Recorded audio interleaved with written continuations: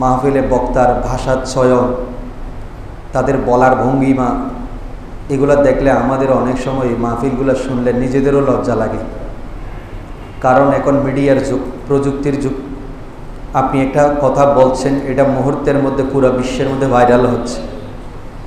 এখানে আপনার শুধু মুসলমানরা দেখছে তা নয়, আপনার যারা ভিন্ন মতের আছে তারা যেমন দেখছে, ইহুদি, খ্রিস্টান, হিন্দু, বৌদ্ধ সবাই আপনাদের এই কথাগুলো দেখছে। দেখার পরে বলছে এটাই ইসলাম, মন্তব্য করছে এটাই কি ইসলাম, ইসলামকে এটা শেখায়। তখন তারা ইসলামের দিকে আসা তো দূরের কথা, যেটা আছে সেটা শুদ্ধ হারাই ফেলে। সেজন্য মসজিদের ওয়াজ আর রাস্তার ওয়াজ দুটোটা এক, কিন্তু মসজিদের ওয়াজের চাইতে ভিজিট বেশি কিন্তু রাস্তার ওয়াজের। এগুলা বললে আবার অনেকে মাইন্ড করে, কয় আর হুজুরের ধরে দোষারোপ করছে। আমি দোষারোপ কাউকে করি না। আপনি হুজুরদেরকে সম্মান করবেন, এটা আপনার একটা এখলাস, মহব্বত। কিন্তু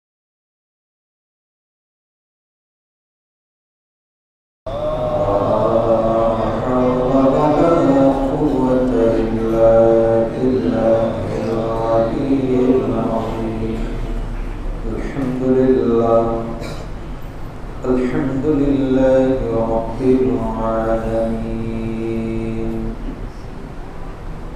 الذي خلق الموت والحياة ليبلوكم أيكم أحسن عملا ونشهد أن لا إله إلا الله وحده لا شريك له الملك المعبود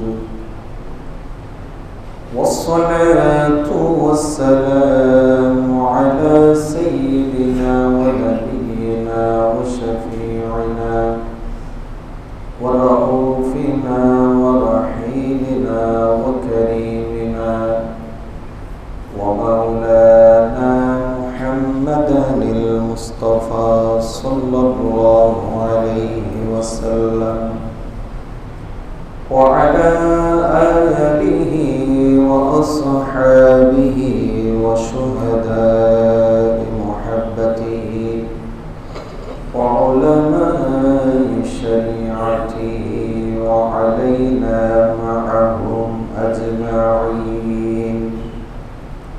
أما بعد فقد قال الله تعالى في شان حبيبه مخبرا وآمرا إن الله وملائكته يصلون على النبي يا أيها الذين آمنوا صلوا عليه وسلموا تسليما.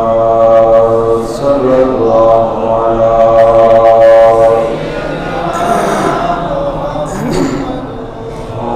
آله صلى الله على سيدنا محمد اللهم صل على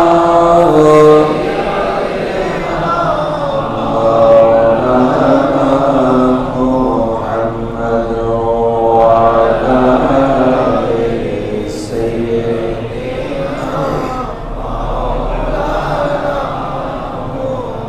وكلهم من رسول الله ملتمس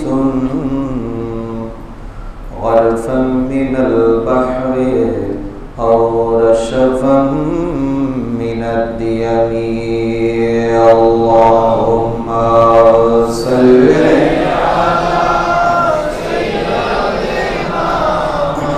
مولانا محمد وعلى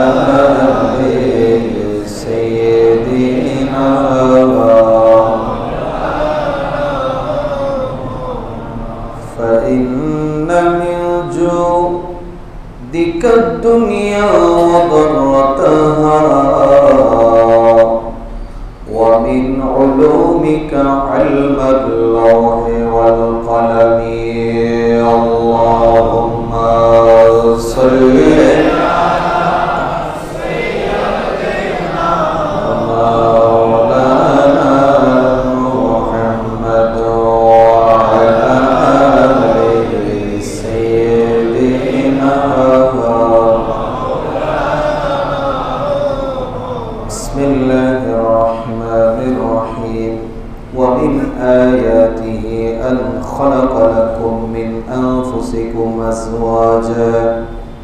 أزواجا لتسكنوا إليها وجعل بينكم مودة ورحمة إن في ذلك لآيات لقوم يتفكرون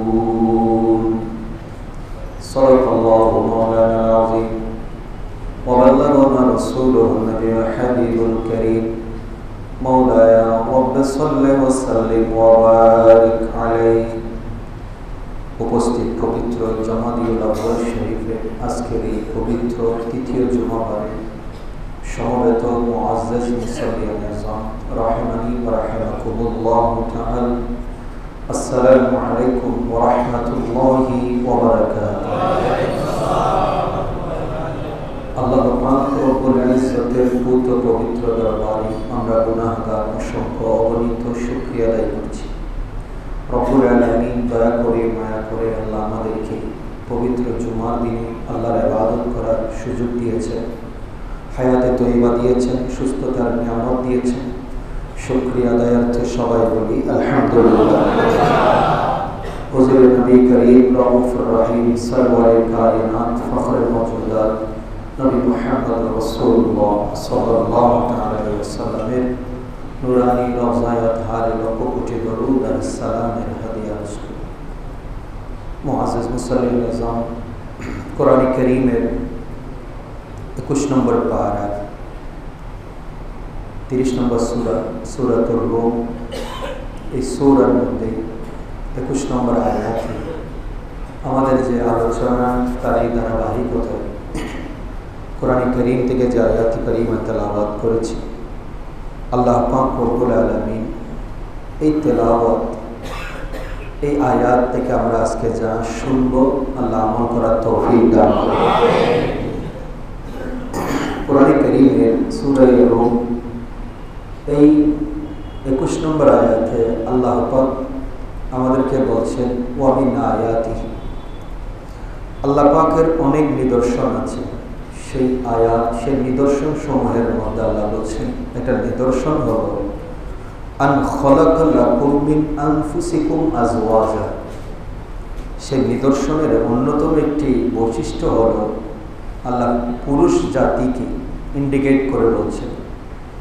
এখানে মানব জাতি বললে নারী পুরুষ সবাই, আল্লাহ পুরুষকে ইন্ডিকেট করে বলছে আমার নিদর্শনের অন্যতম একটি নিদর্শন হলো আমি পুরুষ থেকে মিন আনফুসিকুম তোমাদের মধ্য থেকে আজওয়াজা তোমাদের স্ত্রীদেরকে আমি তৈরি করেছি। তার মানে যার সাথে যার বিবাহ হচ্ছে পৃথিবীতে এটা আগে থাকতেই সিলেকশন হয়ে আছে, আগে থাকতেই সিলেকশন হয়ে আছে। এই জন্য আমি আপনি দেখবেন অনেক সময় পুরা দুনিয়া ঘুরার পরেও বউ পাই না, বউ দেখা যায় যে সব শেষে ঘরের দুয়ারে আছে, আছেন এরকম অনেক ভাইয়েরা আছেন, বিদেশ থেকে আছেন, 6 মাস ধরে বউ খুঁজে, বউ পায় না, অনেক টাকা পয়সা খরচ করে, নাস্তা পানি, বউ দেখার মুখ দেখানি, কত টাকা পয়সা দিল, অবশেষে রাগ করে চলে গেল। 4-5 বছর পরে আবার আসে, খুঁজতে খুঁজতে দেখা যায় যে বলে যে এই বছর এই 5 বছর তো আবার চলে গেছে, এইবারে বিয়ে করেই যাও। অবশেষে গিয়া বলে যে এবার ডান বাম চাইতাম না, মোটামুটি জেনে ভাই ঘুরি ফিরি দেখা যাচ্ছে যে ফাঁসের বারের মধ্যে যে মেয়েটা আছে ওইটা তার পছন্দ হয়ে গেছে। তার মানে এই পছন্দ হওয়াটা আল্লাহর পক্ষ থেকে আগে নির্ধারণ হয়েছে, বাকিটা ঘুরে ঘুরে কেন করছি সেটা পরে আসতেছে। তারপরে বলছেন আল্লাহ শুধু এটা বলেন লিতাসকানু ইলাইহা, যেন তাদেরকে দেখার পরে তোমাদের মনের মধ্যে শান্তি আসে। তার মানে স্ত্রীকে দেখলে স্বামীর অন্তরে শান্তি আসবে। এই শান্তি সৃষ্টি করেছে কে? আল্লাহ।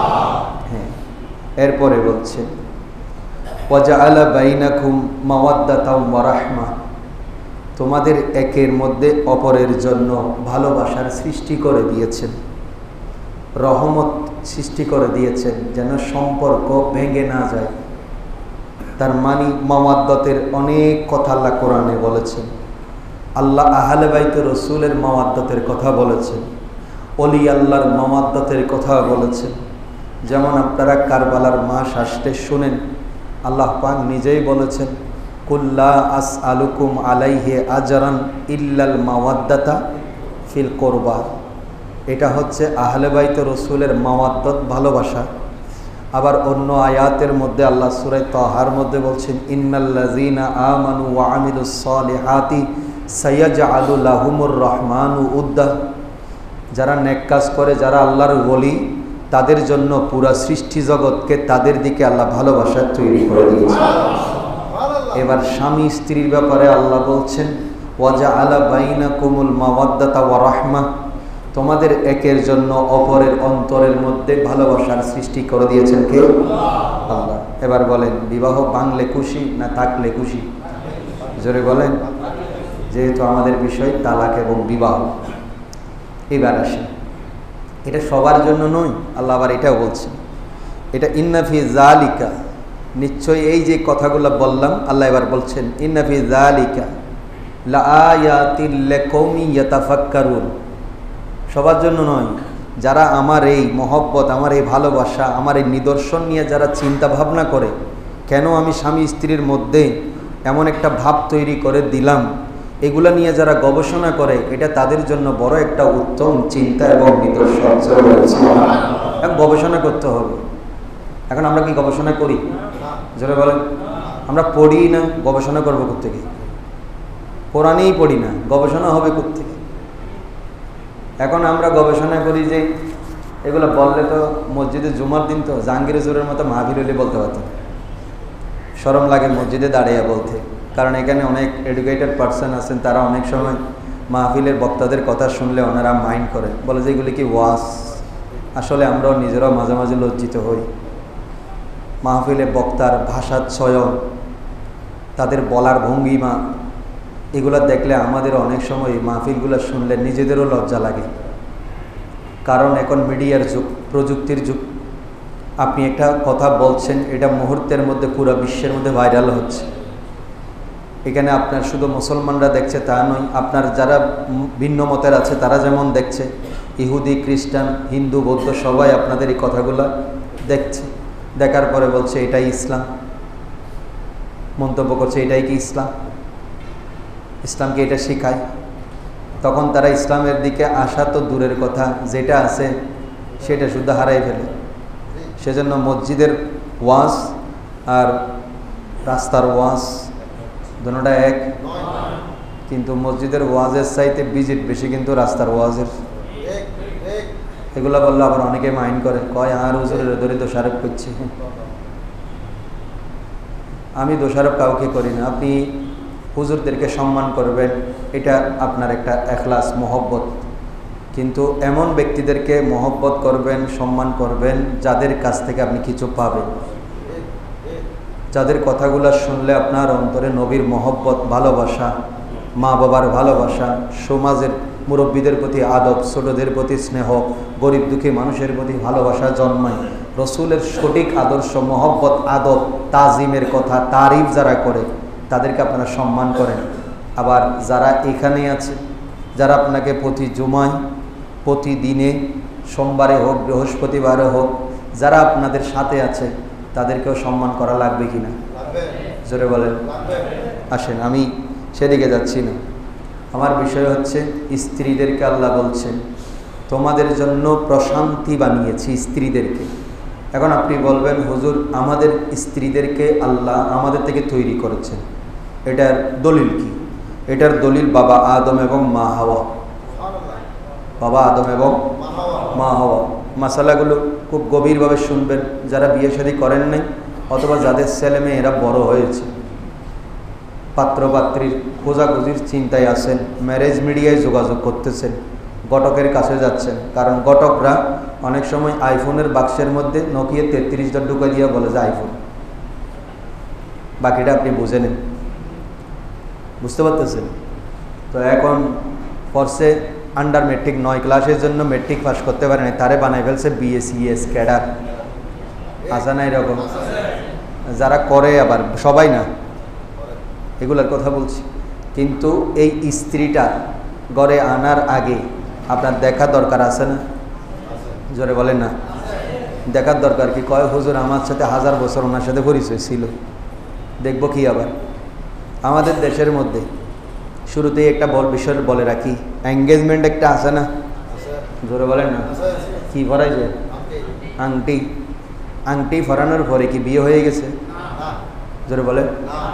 কিন্তু আমরা কিছু মনে করবেন না, আমি অনেক শিক্ষিত মানুষকে দেখেছি, জানেন, জেনে শুনে কেন যে ভুল করেন আমি বুঝি না। এঙ্গেজমেন্ট হয়ে গেছে, ছেলে এবং মেয়েকে একসাথে ভাড়া দিচ্ছে কক্সবাজার। সম্পূর্ণ হারাম, সম্পূর্ণ হারাম। এঙ্গেজমেন্ট মানে কি বিয়ে? বলে যে একটু ছেলে মেয়ে একটু পরিচয় হোক, বিভিন্ন জায়গায় ঘুরতে পাঠাই দিছে।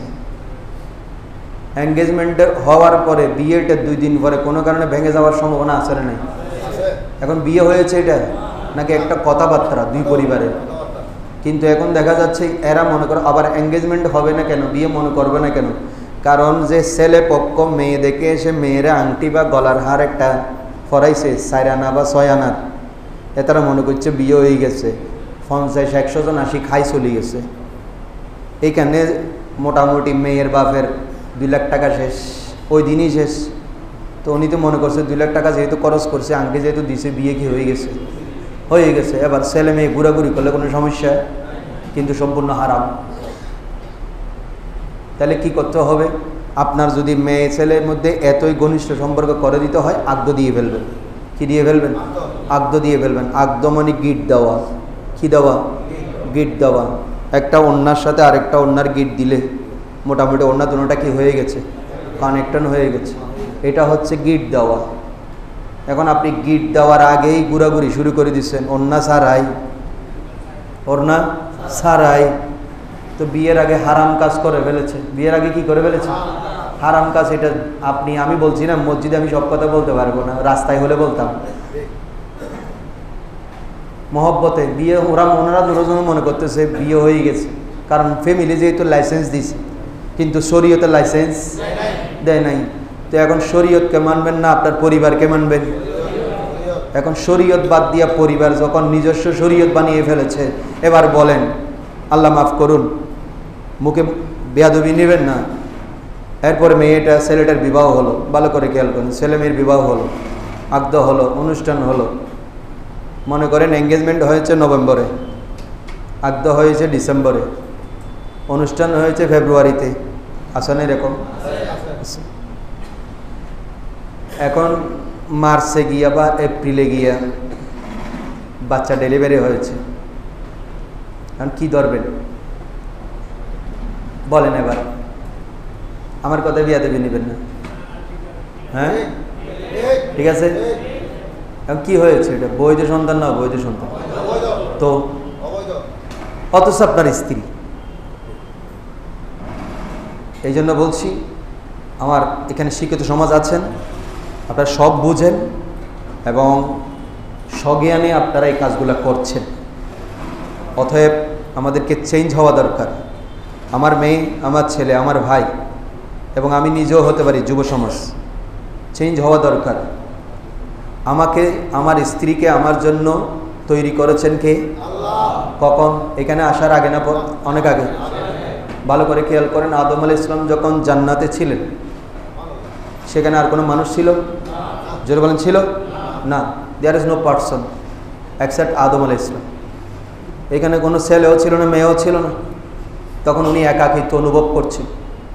আল্লাহ বলছেন, আদম, আমি তোমার বাম পাজরের হাড় থেকেই তোমার জন্য তোমার অন্তরে শান্তি দেছে, লিতাসকুনু ইলাইহা, তোমার মনটা বড় অশান্ত হয়ে আছে, একাকী, জান্নাতের ভিতরে সব থাকার পরও তুমি যেন কেমন জানি একাকী অনুভব করছো, সেজন্য তোমার অন্তরে শান্তি দেওয়ার জন্য আমি তোমার জীবন সঙ্গী তৈরি করে দিয়েছি। প্রত্যেকে দিয়েছি তোমার বাম পাজরের হাড় থেকে। এই জন্য নবীজি বলেছেন স্ত্রীদের সাথে দুই ধরনের আচরণ করবা। কয় ধরনের?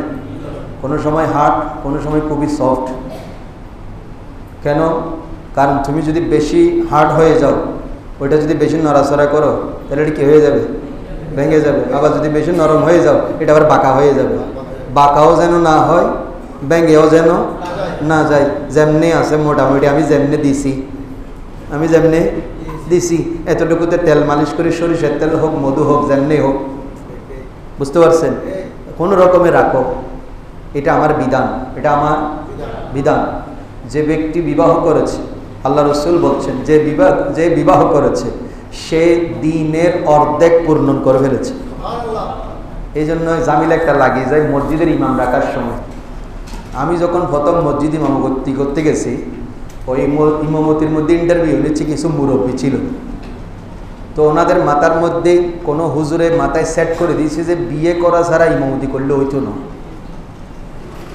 মানে বিয়ে করার জন্য ইমামতি ফরজ, বলেন না, কি বানায় ফেলছে? ফরজ বানায় ফেলছে। তো আমারে জিজ্ঞেস করতেছে, হুজুর বিয়ে করছেন? আমি কই না, বিয়ে করি নাই। তো পাশে যিনি ডান পাশে মুরব্বী ছিলেন উনি বলছেন, ওবু কিবে নোব কিনলে হয়তো বিয়ে না করে। আচ্ছা, এবার আপনারা ফতোয়া দেন তো, বিয়ে করার জন্য, ইমামতি করার জন্য বিয়ে করা কি ফরজ করেছেন? জোরে বলেন। কিন্তু আর মুরব্বী কি বানাই ফেলি, এলে কিছু মুরব্বী এন্ডও আসো নাই জানি, তাই বালা, এলে কিছু তাহন দরকার আছে। বিয়ে করা চরিত্রের সংশোধনের জন্য, তাকওয়ার জন্য। কিসের জন্য? তাকওয়ার জন্য। আবার এমনও আছে যে বিয়ে করার পরে অনেক হুজুরে মাইন্ড করিয়েন না, জানার জন্য বলছি, আরও 5টা বিয়ে করতেছে, এরকম আছে না? তো ওনার ভিতরে তাকওয়া কি আসছে? তো ওটার খবরটা কেন? এরকম হুজুরও আছে। আবার সবার হুজুর দুই একজন ইল্লা মাশাআল্লাহ, সবাই না। তো আমরা কিন্তু দোষ করে যে একজনে, দোষ চাপাই দিছি সবার উপরে, এটা কিন্তু উচিত না। কারণ আমার রসুল বিদায় হজের ভাষণে বলেছেন, একজনের অপরাধে আরেকজনকে দোষারোপ করা জায়েজ, একজনের অপরাধে আরেকজনকে শাস্তি দেওয়া জায়েজ নাই। কিন্তু আমরা সেই কাজটা করে যাই, রিউমার ছড়াই ফেসবুকে। এটার আমি বর্তমানে ফেসবুক বলি না, এটাকে আমি ফেক বুক বলি। কি বুক? ফেক বুক। এখানে যত প্রকারের ফেক আইডিয়া আছে আপনার নামে অপপ্রচার চালানোর জন্য। যাই হোক, আল্লাহ বলছেন লিতাসকুনু ইলাইহা, স্ত্রীকে দেখার পরে তোমার অন্তরে শান্তি আসবে। এক সাহাবী আসলেন, বলে ইয়া রাসূলুল্লাহ, আমি বেশি গরিব, তো আমারে কিছু খাবার দাবারের ব্যবস্থা করে দেন। কি করে দেন? খাবার দাবারের, আমি যেন চলতে পারি। আল্লাহ রসুল বললেন, তোমার একদিনের কি খাবার দিব? একটা কাজ করো, তুমি একটা বিয়ে করো। মানে বিপদের উপরে আরেকটা বিপদের উপরে। উনি আসছে যে নিজে চলতে পারে না, রসুলের কাছে খাবার চাইতে, আর আল্লাহ রসুল বুদ্ধি দিছে কি? ডাক্তারের রোগীর অবস্থা বুঝতে হয়। আল্লাহ রসুল কিন্তু সবাইকে কিন্তু একথা বলে নাই। আর কেউ অভাবের জন্য চাইতে আসছে, আমার রসুল বলে যে ধরো এগুলা নিয়ে যাও। আর একজন এসে বলে, আসলে আমি অভাবী, আমাকে কিছু দেন। আমার রসুল বলেন, যাও ছাগলের পালেটে তোমাকে দিয়ে ফেললাম। আর একজন আসলে বলে, ইয়া রাসূলুল্লাহ, আমি খুব অভাবী, সংসার নিয়ে কষ্ট আছি। আমার রসুল চেহারা দেখেই উম্মতের ট্রিটমেন্ট শুরু করে দিতে। ডাক্তার এরকম, কিন্তু আমাদের দেশের ডাক্তাররা আলট্রাসোনোগ্রাফি, এন্ডোস্কোপি, ব্লাড প্রেশার, তারপরে কি মানে যত পরীক্ষা আছে, শুধু গেছেন যে শুধু ফ্যাটে একটু ব্যথা করতেছে, এটার পরীক্ষা দেওয়ার জন্য অনেক রোগীকে 16 প্রকারের পরীক্ষা দিছে। কয় প্রকারের? 16 প্রকারের পরীক্ষার মধ্যে বিল আসছে 25,000। ডাক্তারে বলে পার্সেন্টেজ পাইছে 8,000। আছে না এরকম? এই হলো বর্তমান অবস্থা ডাক্তার। আর আমার রসুল চেহারা দেখে চিকিৎসা শুরু করে দিত। সাহাবী এসে বলেন, ইয়া রাসূলুল্লাহ, আমি বড় অভাবে আছি, আমার অভাবটার জন্য একটু দোয়া করেন, একটু কিছু দেন না। আচ্ছা, রসুলের নিজের ঘরে মাসের পর মাস চুলায় জ্বলে না, সাহাবীরা কেন রসুলের ঘরে আসতো? সালাম উস পর জিসনে বাদশাহী মে ফকিরি কি, ওই নবীর প্রতি সালাম যে রসুল বাদশাহ হয়েও ফকিরি জীবন ব্যবস্থা করে বলছে। এখন আমার নবীর দরবারে এসেছেন, সাহাবীরা জানতেছে নবীর ঘরে চুলা না জ্বলুক কিন্তু তিনি বাদশাহ বানাইতে পারেন। রসুলের দরবার রসুল বললেন, ইয়া রাসূলুল্লাহ, আমি খুব অভাবে আছি, আমার একটু ব্যবস্থা করে দেন। বলে, যাও এটা বিয়ে করো। আমার মনে চেহারা কালো গেছে, আচ্ছা যার ঘরে অভাব সে কেমনি বিয়ে করবে? আল্লাহ রসুল বলেন, যাও বিয়ে করো। বিয়ে করছে।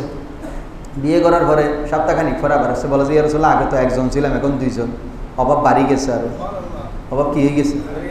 আল্লাহ রসুল বলে, যাও তুমি আরেকটা বিয়ে করো। সুবহানাল্লাহ বলে, আরেকটা কি করো? বিয়ে করো। এখন আচ্ছা বলেন তো, যার ঘরে দুইজনে খাইতে পারতেছি না, তারও যদি আরেকটা বিয়ে করতে বলে কেমন লাগে? কিন্তু রোগীর রোগ বুঝে কে? ডাক্তার। আমার রসুল হলেন উম্মতের কলবের ডাক্তার। আল্লাহ রসুল বললেন আরেকটা বিয়ে করো। তিনিও বিয়ে, গরিব মেয়ে একটাকে বিয়ে করছে। এখন গরিবের ঘরে আর কী বা ভাবে? এখন তো রিক্সাওয়ালা ফ্যান করে যে কুটিপতির সাথে, বুঝলেন না, ফেসবুকের ফেক ফ্যাম। তখন দেখা গেল বিয়ে আর একটা করছে, অবা এখন তিনজন হয়ে গেছে। তিনজন হওয়ার পরে অভাব আরও বাড়ি গেছে। আল্লাহ রসুলের কাছে কিছুদিন পরে আবার আসছে, বলে যে ইয়া রাসূলুল্লাহ, আপনার কথা ধরি, আমি অলরেডি 2টা বিয়ে করছি, এখন নিজে ছিলাম অভাবী, এখন 2টা বিয়ে করি তো সংসারের মধ্যে খুব অভাব, আমি নিজে না খাইতে পারি, স্ত্রীদেরকে তো চালাইতে হবে ইয়া রাসূলুল্লাহ। বলে যে যাও আরেকটা বিয়ে করো। সুবহানাল্লাহ বলে, বিয়ে আরেকটা করো। এখন সাহাবীরা বলছে, ইয়া রাসূলুল্লাহ, আপনি এটা কি ট্রিটমেন্ট দিচ্ছেন ওকে? বলে যে এর ট্রিটমেন্ট এখানে আছে।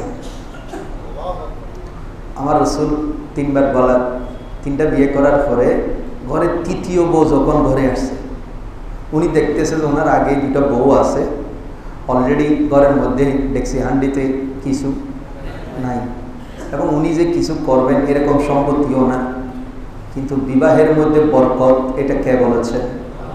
আরো জোরে বলেন। আল্লাহ বলেছেন, আল্লাহ রসুল বলেছেন, মিথ্যা বলেছেন? বলে নাই। তখন বললেন, ওই মহিলা কাজ জানতো, হাতের কাজ। কিসের কাজ? সেই সময়ে আরবের মধ্যে এক ধরনের, এই ধরনের আমাদের দেশে পাটি বানায় না মহিলারা, সাটা পাটি এগুলো বানায় না, ওই মহিলা সেই সময়ে সুতা দিয়ে দিয়ে উনি ওই আরবের মধ্যে এক প্রকারের দামি এরকম বানায়, যে সেই কাজটা তিনি জানতেন। তিনি স্বামীকে বললেন, আমার হাতে 2টা বালা আছে, এগুলো বিক্রি করে আমার জন্য কিছু মিশরি এবং ইয়ামিনি সুতা নিয়ে আসবেন। নিয়ে আসলেন, স্বামীর সাথে বসে বলে যে আপনিও আসেন। এই জিনিস বানানো শুরু করলেন। যে 2জন আগে বিয়ে করছে না, ওই 2জনকে বললেন আপনারা এই কাজটা শিখেন। ওই স্ত্রী কি করলো, ওই রেশমি সুতা দিয়া সুন্দর সুন্দর এরকম পাটির মতো তৈরি করতে শিখে গেল, এবং সেগুলো স্বামীকে দিয়া বাজারে বিক্রি করালো। এভাবে সপ্তাহে মাসে 2-3টা করে যখন এই চাদরগুলো বিক্রি শুরু করলো, তাদের ঘরের অভাব চলে গেল। এখন আগে জানতেন যে তিনি একজন, এখন ঘরে 2জন সতী না জানা, ওনারা 2জনকেও শিখে ফেলছে। এরা 3জনে মিলে এখন একই কাজ করে। এখন এমন অবস্থা হয়েছে, আরবের অনেক বড় ধনী লোক হয়ে গেছে। একদিন হাদিয়া তওবা নিয়ে 3 স্ত্রী সহ নবীর দরবারে আসলেন। আমার নবী বললেন, কেন এসেছো? বলে, ইয়া রাসূলুল্লাহ, হাদিয়া নিয়ে এসেছি। বলে, কিসের হাদিয়া? বলে, ইয়া রাসূলুল্লাহ, আমি এখন অভাবী নেই, আল্লাহ আমাকে ধনী করে দিয়েছেন। তখন সাহাবীরা সবাই ওর দিকে তাকাচ্ছে। প্রথমে ওই যে অনেক সাহাবী মনে কষ্ট পেয়েছিল, আল্লাহ রসুল বারবার তারে বিয়ে করতে বলে আমি জানতাম যে 3 নম্বর স্ত্রী তার ঘরের মধ্যে ভাগ্য নিয়ে আসতেছে, এটা হচ্ছে রসুল। তাহলে ডাক্তার রুগী যেরকম ট্রিটমেন্ট হোক সেরকম। আর প্রত্যেক সাহাবীকে কি এই কথা বলেছেন? আনাস বিন মালিকের আম্মা জান এসেছেন, বলে, ইয়া রাসূলুল্লাহ, আনাস আপনার খাদেম। তো বলে যে কি করতাম? বলে যে একটু দোয়া করে দেন না। তো আল্লাহ রসুল তো বলে নাই, উম্মে সুলাইম আনাসকে কি করে দাও, বিয়ে করাই দাও, এই কথা রসুল বলে নাই। আল্লাহ রসুল আল্লাহ দরবারে হাত তুলে বলছেন, আল্লাহুম্মা বারিক ফি মালহি ওয়া তিজারাতিহি ওয়া আওলাদিহি, আল্লাহ তুমি আনসের সম্পদে সন্তানে অফুরন্ত বরকত দান করো। এখন আনস তখন বিয়েই করে নেই, বিয়ে করে নাই, কিন্তু অভাবী মা, অভাবী ছেলের জন্য দোয়া চাইতে গেছে, খাদেম ছিলেন। এখন আল্লাহ রসুল দোয়া করে গেছেন, যেমন রইসুল মুফাসসিরিন আব্দুল্লাহ ইবনে আব্বাসের জন্য দোয়া করেছেন, আল্লাহুম্মা আইয়িদহু বিরূহিল কুদুস ওয়া আল্লিমহু তাওয়িল। আল্লাহ তুমি আমার আব্দুল্লাহকে জিবরিল আমিনের মাধ্যমে কোরআন বোঝার ক্ষেত্রে সহযোগিতা করিও এবং তাকে কোরআনের সবচেয়ে বেশি তাবিল করার ক্ষমতা দান করিও। অথচ তখন আব্দুল্লাহ ইবনে আব্বাস রাদিয়াল্লাহু তাআলার বয়স মাত্র 7 বছর। কয় বছর? 7 বছর। দোয়া করে দিয়েছেন, সেই দোয়ার ফসলে রইসুল মুফাসসিরিন হয়েছেন আব্দুল্লাহ ইবনে আব্বাস, যার ব্যাখ্যা ছাড়া যাকে বাদ দিলে তাফসীর করা কোনোদিনও সম্ভব নয়। আনাস বিন মালিকের জন্য দোয়া করেছেন, আল্লাহ তার সম্পদে সন্তানে বরকত দান করো। এমন বরকত আল্লাহ দিয়েছেন, ওনার সন্তান সন্ততি গণনা করতে করতে দেখা গেছে 119। আর হইলে দুয়া যথেষ্ট, হবো একটা হইলে আরো ভালো। অথচ রসুল বললেন বিয়ে করো 4 জিনিস দেখে। কয় জিনিস দেখে? 4টা জিনিস দেখিও। তোর মধ্যে দিনদারিতে বেশি দেখিও, যার ভিতরে আল্লাহর ভয় আছে, প্রেম আছে, মহব্বত আছে, তাদের এরকম বংশধর মেয়ে দেখে কি করিও? বিবাহ করিও। ইয়েতে স্টাইলিশ মেয়ে পোসাই দেয়া, দিনদারি নসায়, নামাজ পড়ানি নসায়, হাই সোসাইটির সাথে অ্যাডজাস্ট হবে কি না, হাই এডুকেটেড কি না, এটা দেখতেছি। আমি বললাম এডুকেশন দেখবেন, তবে ওই এডুকেশনকে দেখবেন যে এডুকেশন রিলিজিয়াসকে ইগনোর করে না, রিলিজিয়নকে সাথে নিয়ে এডুকেশনকে দুনিয়া এবং আখিরাতের পথে চালায়। কিন্তু আমরা শুধুমাত্র দুনিয়া দেখতেছি। কি দেখতেছি? এই দুনিয়া দেখার কারণে আমাদের সংসার ভেঙে যায়। কেন ভাঙছে? আমি 20-30 লাখ টাকার কাবিন দাঁড় করিয়েছি কেন? যদি জিজ্ঞেস করি এত কাবিন কেন ধরেছে, প্রশ্নের উত্তর হবে একটাই, যদি ভেঙে যায়। যদি, তার মানে বিয়ে হওয়ার আগেই আপনি ব্যাঙ্গার নিয়ত। তো সহিহ বুখারীর প্রথম হাদিস, ইন্নামাল আমালু বিন্নিয়ত, মানুষের প্রত্যেক নেক আমল কিসের উপরে নির্ভর করে? নিয়তের উপরে। তো আপনার তো ভালো জিনিস রহমত, আল্লাহ বলছেন মাওয়াদ্দাত আছে, রহমত আছে। কার? আল্লাহ বলছেন এটা আমার রহমত, স্বামী স্ত্রীর বন্ধন, এটা আমার মাওয়াদ্দাত, আমার রহমত আমি তোমাদেরকে দিয়েছি। কিন্তু আমরা শুরুতেই চিন্তা করছি যদি ভেঙে যায়, শুরুতেই। তো ভাঙবে না তো থাকবে। নিয়ত তো ওই জায়গায় গন্ডগোল। নিয়ত পরিষ্কার করেন। সাহাবী আসলেন, আমি অনেকবার বলেছি, মাহফিলও বললাম। সাহাবী এসেছেন, এক মহিলা এসে বলছেন, ইয়া রাসূলুল্লাহ, আমি নিজেকে আপনার জন্য সুপর্দ করতে চাই, মানে আপনাকে আমি বিবাহ করতে চাই। সুবহানাল্লাহ বলেন। মহিলা খুব সুন্দর, সুশ্রী আছে। চিন্তা করেন রসুলের জন্য নিজেকে সুপর্দ করতে যাচ্ছে। তখন আমার নবী মুস্কি হেসে বললেন, আমার তো এই মুহূর্তে দরকার, কারণ আমি যেগুলো বিবাহ করি ব্যক্তির পছন্দে বা আমার পছন্দে বিবাহ করি না, আমার প্রত্যেকটা বিবাহের ফয়সালা করেন কে? এই জন্য নাস্তিকদের প্রশ্নের উত্তরে বলছি, অনেকেই আমার রসুলকে বলছেন, কলেন 9টা বা 11টা শাদী করেছেন, কয় রসুল তো ছোট্ট মেয়েকে শাদী করেছেন। আমি বলছি ওরে ব্যাককল, রসুল এটা হচ্ছে কোরআন। রসুল এটা কি? স্টাডি কর। মা আয়েশাকে কেন বিবাহ করেছেন? সাহাবাই কেরাম বলছেন, মা আয়েশাকে যদি আল্লাহ রসুল ঘরে না নিতেন, মহিলাদের বিভিন্ন গোপনীয় মেসেজ, গোপনীয় মাসালা, যেগুলো একজন পুরুষ একজন নারী থেকে সহজে জিজ্ঞেস করতে পারে না, সংকোচ বোধ করে, আল্লাহ রসুল ইন্তেকালের পরে আয়েশা রাদিয়াল্লাহু তাআলা আনহা যদি না থাকতো, তাইলে আমরা কোনোদিনও রসুলের দেওয়া আয়েশা রাদিয়াল্লাহু তাআলা আনহাকে সে গোপন এলম আমরা কোনোদিনও পাইতাম না। মা আয়েশাকে দুনিয়াতে আমরা যেরকম বিবাহ করি সেই উদ্দেশ্যে বিবাহ করে নাই। 7 বছর বয়সে 6 বছর মতান্তরে বিবাহ হয়েছে। 9 বছর বয়সে আল্লাহ রসুলের ঘরে গিয়েছেন। সে 18 বছর বয়সের মধ্যে আল্লাহ রসুল দুনিয়া থেকে ইন্তেকাল করেছেন। এই অল্প সময়ের মধ্যে মা আয়েশার বয়স মাত্র 18 বছর, তখনই আল্লাহ রসুল ইন্তেকাল করেছেন। কিন্তু মজার বিষয় হচ্ছে যে 9টা বছর মা আয়েশা আল্লাহ রসুলের হুজরা মুবারকে ছিলেন, এত এলম দিয়েছেন। আমার রসুল বলছেন, আমার আয়েশার মর্যাদা হলো আরবের মধ্যে যে সারিদ আছে, গোস্ত, ঝোল, আলু, রুটি মিশ্রিত যে খাবার খায় মানুষ তৃপ্তি পায়, এই আরবের মধ্যে সারিদের মর্যাদা যেমন অন্যান্য খাবারের উপরে বেশি, এই আরব নয় পুরা পৃথিবীর মহিলাদের উপরে আমার আয়েশার মর্যাদা সেরকম বেশি। আমি আয়েশাকে সেভাবে রেডি করেছি। এবং সাহাবাই কেরাম আল্লাহ রসুল ইন্তেকালের পরে বিভিন্ন মাসালাই যখন আটকে যেত ঘরের দরজায় এসে সালাম দিত, আম্মাজান আমাদের মাসালা জানার ছিল। মায়েশা সিদ্দিকা সেখানে পর্দার ভিতর থেকে সাহাবাই কেরামের সকল মাসালার সমাধান দিয়ে দিতেন। 18 বছর, শুধু 18 বছরের একটা রমণী আল্লাহ রসুল থেকে এত বেশি জ্ঞান নিলেন। অথচ আমাদের দেশের বর্তমানে আমার মেয়ে, আমার স্ত্রী, আমার বোন 18 বছর বয়সে অনেক সময় শুদ্ধ করে কোরআন পড়তে পারে না। এটাই হচ্ছে মুসলমানদের দুর্ভাগ্যের বিষয়। মাসালা জানা তো দূরের কথা, এবং এইটাকে আমরা টোটালি ইগনোর করে যাচ্ছি ধর্মীয় বিষয়টাকে। এই কারণে আমাদের সংসার টিকছে না। আল্লাহ আমাদেরকে বোঝার তৌফিক দিন। বলছিলাম আদম আলাইহিস ইসলামের কথা। আদম আলাইহিস ইসলাম জান্নাতে ছিলেন, একা ছিলেন। আল্লাহ বলছেন তোমার প্রশান্তির জন্য আমি তোমার পাজরের হাড় থেকে হাওয়াকে সৃষ্টি করেছি।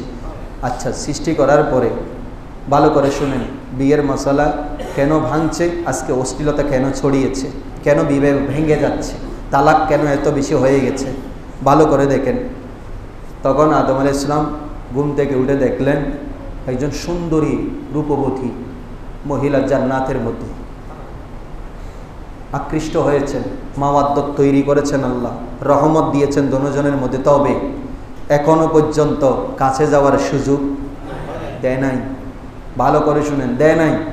ওই যে বললাম এঙ্গেজমেন্ট হওয়ার পরেই আপনারা দৌড়াদৌড়ি শুরু করে দেন। এখন তো এঙ্গেজমেন্ট লাগে না, 6-7 থেকে শুরু হয়ে যায়। মাইন্ড করতেছেন মনে? চোখ বুলাই দেখেন, চোখ বুলাই দেখেন।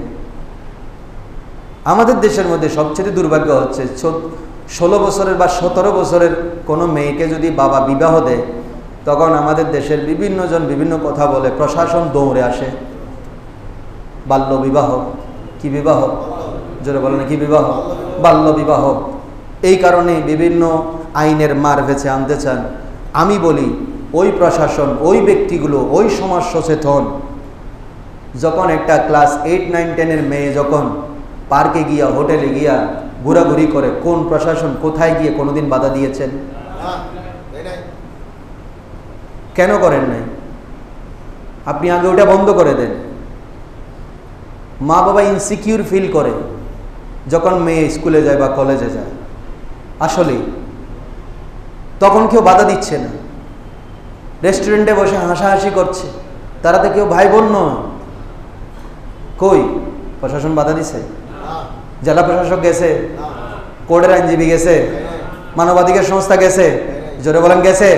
কোন এনজিও সংস্থা এই সম্পর্ক অবৈধ, এটা করা যাবে না, এই কথা বাধা দিতে গেছে? তাহলে বিবাহের ক্ষেত্রে গিয়ে বাধা দিল কেন? কেন দিয়েছেন? কয় বয়স কম। তো 13 বছরে 14 বছরে যে রেস্টুরেন্টে গিয়ে ঘুরতেছে, তখন বয়স কত? হ্যাঁ, তখন আইন কই? তখন ল কই? তখন তোমাদের মানবাধিকার আইন কই? আমরা এমনও তো শুনতেছি 7-এ পড়া মেয়ে গর্ভবতী হয়ে গেছে। ঠিক আছে, জোরে বলেন ঠিক আছে? কিভাবে হয়েছে? বিয়ে তো হয় নাই, কই বাধা তো দেন নাই। এখান থেকেই প্রমাণিত হয় যখন আপনি স্রষ্টার বিধানকে লঙ্ঘন করবেন, তখন অটোমেটিক হারাম রাস্তা খুলে যাবে। আপনি বিবাহ করতে গেছে, ওই যে সাহাবী একজন এসে, মহিলা একজন এসে বললো, ইয়া রাসূলুল্লাহ আমি আপনাকে বিবাহ করতেছে। আমার রাসূল বললেন না। তখন সেখানে একজন সাহাবী ছিলেন, খুব গরিব, উনি বিবাহ করতে পারতেছেন না। উনি বলেন, ইয়া রাসূলুল্লাহ আপনার যদি দরকার না হয় আর কি, তাহলে ওনাকে আমার সাথে বিবাহ দিয়ে দেন, এই সুযোগে মোটামুটি একটা দাম মারি দেখি না।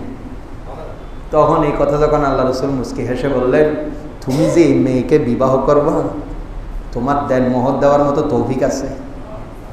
ওই বলছিলাম আদম আলাইহিস সালামও বলছেন, আল্লাহ আগে তো কেউ ছিল না, দেখতেছি একটা সুন্দরী রমণী, বলে আদম কাছে যাইও না, কি করতে হবে? বলে আগ্ধ হইতে হবে। কি হইতে হবে? আগ্ধ হইতে হবে, দেন মোহর দিতে হবে, তারপরে তুমি ওনার কাছে যেতে পারবা। বলে আল্লাহ আমি এখানে জান্নাতে তুমি বানাইছো, তুমি খাওয়ার তৌফিক দিছো, আমি দিব কোত্থেকে? বলে এইসব ব্যবস্থা আমি আল্লাহ আগে থাকতে রেডি করেছি। এই বিবাহের উকিল আমি আল্লাহ নিজে, এই বিবাহের উকিল আমি আল্লাহ নিজে। বিবাহের খুতবা জিবরিল আমিন পড়বে। খুতবা পড়েছেন, আল্লাহ নিজেই উকিল হয়েছেন। ফেরেশতারা সাক্ষী। এরপরে বলছেন দেন মোহর দাও।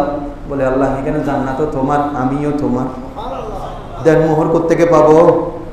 বলে আদম বলে যাইও না, তোমাকে আমি যার কারণে তৈরি করেছি ওই নবীর উপরে 3 বার দরুদ শরীফ পড়ে নাও। আর প্রথম বিবাহের দেন মোহর হচ্ছে আমার মুস্তাফার দরুদ সালাম। আর আজকের দিনে আমরা বিবাহের সময় দরুদ সালাম বললে কিছু আসলে গাড়ি বইতে আছে না, বেদাত বেদাত। অথচ প্রথম বিবাহের দেন মোহর হচ্ছে আমার নবী দরুদ। কেমনে রহমত হবে? রহমতের নবীর উপরে দরুদ শরীফ পড়লে বেদাতের ফতোয়া লাগা। আরেকটা বিষয় মাথায় রাখবেন, যদ্দূর পারেন ক্লাবে আগ্ধ করিয়েন না, এটা আমার অনুরোধ, সবার কাছে আমার বিনীত অনুরোধ, ক্লাবে আগ্ধ করিয়েন না। কারণ আমি আপনাদের এখন বলবেন হুজুর আপনারাই তো যান বিয়ে করার জন্য, অপারিত পক্ষে যায়। কারণ আমরা না গেলে আপনারা মসজিদের হাত আমি একটা দৌড়লে যে আগ্ধ ভরা নেবেন, অথবা হাজি সাহেব হোদে লাগতো না, আমি হামসারি বেলে আমরা অপারিত পক্ষে যাই। ওখানে গিয়ে দেখা যায় না আছে ছেলের উজু, না আছে মেয়ের উজু। উজু করবে কোত্থেকে? মেয়েটা সকালবেলা 9টা বাজে পার্লারে গেছে, এই সারাদিন আর অজু করছে। অজু করবে কেমনে? হ্যাঁ তো মুখ দিলি তো আরে মা পুরো 10,000 টাকা 20,000 টাকা জিন লাগাইন বেগিন বুলো কি আর অজু করবে? আরে ও তো হাত দিয়ে ভাতও খাই না, হাতের মধ্যে পানি লাগবে যে চামচ দিয়ে খাই, তাও আবার ঠোঁটের মধ্যে যেগুলো লাগে সেগুলো চলে যাবে, ঠোঁটের ভাগ করে ঢুকাই। এই আব্দ হবে কোত্থেকে বলেন না?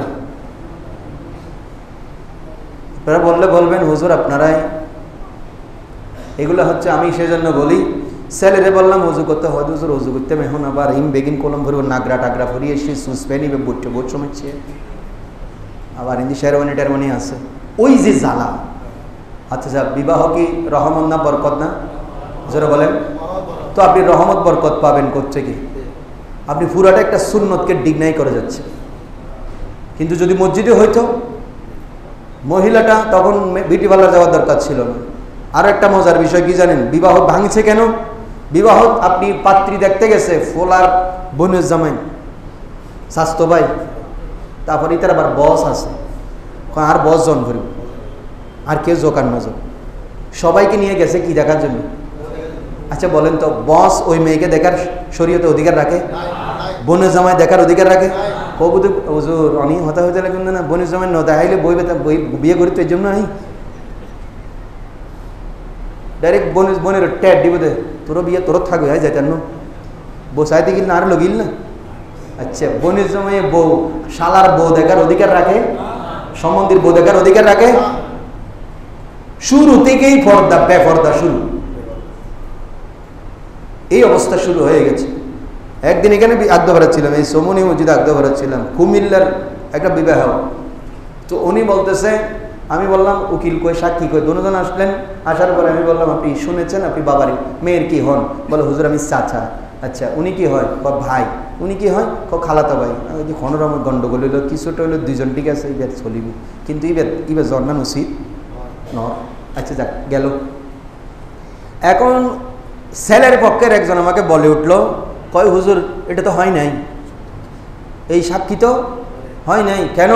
কয় কেন? তো আমাদের পক্ষের লোকজন যায় নাই। হয়েছে মানে আমাদের পক্ষের লোকজন, মানে উনি বুঝাতে চাচ্ছেন ওনাদের এখানে বিবাহ হচ্ছে মেয়ের থেকে ইজিন নেওয়ার সময় ছেলের পক্ষেরও 2 জন। তো আমি বললাম যে বিয়ে কি হয়ে গেছে? হয় নাই। তো মেয়েটাকে বিয়ে হওয়ার আগ পর্যন্ত আপনি দেখার অনুমোদন আছে শরীয়তে? আছে? কয় না। কে কে কে দেখতে পারবে? কয় শ্বশুর। হ্যাঁ শ্বশুর কি উনি হয়েছেন? বিবাহ হওয়ার পর উনি শ্বশুর। যতক্ষণ পর্যন্ত এখানে কবুল বলা হয় নাই ততক্ষণ বিয়েটা হয় নাই। তো উনি বিয়ে হয়ে যাওয়ার পরে শ্বশুর, তখন না ওই মহিলার জন্য উনি হারাম। এর আগ পর্যন্ত কেমনে দেখবে? কয় হুজুর আমাদের এখানে আছে যে, আমি কি ফতোয়া বানাই দে, ফতোয়া ওই আমাদের সিটাঙে যেরকম বনির জামাই সহন ভরিব ফতোয়া বানাই, ঠিক এইরকম বানাই ফেলছে।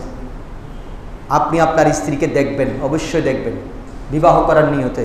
আবার হতো না শুধু হয়তো চাই না, আগে 200 চাই, 200 এই চাই নিয়তে, শুধু বিয়ে করার নিয়ত নাই, এমনি চাই খানা কীরকম, কোন ঘরে আত্মীয়তা কীরকম, আমারে আপ্যায়ন কেমন করে, এই দেখার, এই খাওয়ার নিয়তে আর শুধু আরেকজনের মেয়ে দেখার নিয়তে বউ দেখাও হারাম।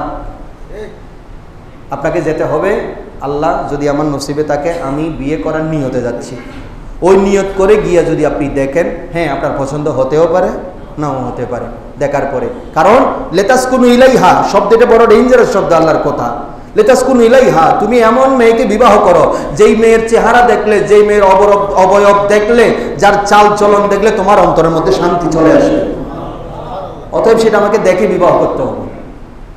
দেখবো তো, এখন দেখার আগে যদি আমি এগুলো করি, তো আমি বলতে চাচ্ছি আমার কথা অনেক লম্বা, আর এই কথাগুলো বলতে গেলে বিবাহ শুদ্ধ হওয়ার জন্য আরও অনেক ক্রাইটেরিয়া আছে। আগামী জুমায় আমি ইনশাল্লাহ বাকি আলোচনা করব। এখন শীতকাল, আপনাদেরকে এটা মাইন্ডে দিই, শীতকাল চলছে অলরেডি। শীত যদিও আমাদের দেশে এখন নাই বলতেই চলি, অলরেডি নভেম্বর মাস, এটার কি বলছে, হাতি মাস গেইগুনি আচ্ছা, হাতি মাস শেষের দিকে মনে হয়, অগ্রহায়ণ মাস আসতেছে, এরপরও শীতের দেখা নাই। এটা শীত বাংলাদেশে এখন ঋতু দুটা, ঋতু কয়টা? যদিও টাইমিং, সূর্যের টাইমিং ও ওর মতো করে চালাচ্ছে, কিন্তু আমরা শীত খুঁজে পাই না। এটার অন্য অন্য অনেক কারণ আছে, বৈশ্বিক অনেক কারণ আছে, তার মধ্যে আমাদেরও কিছু দোষ আছে। তো যাই হোক, আমরা ইনশাল্লাহ আগামী জুমা থেকে 1টা বাজেই আমাদের তকরি শেষ করব। অনেকেই এই কথা কেন বললাম, আজকেও কিন্তু আমি 1টা বাজে শেষ করতাম।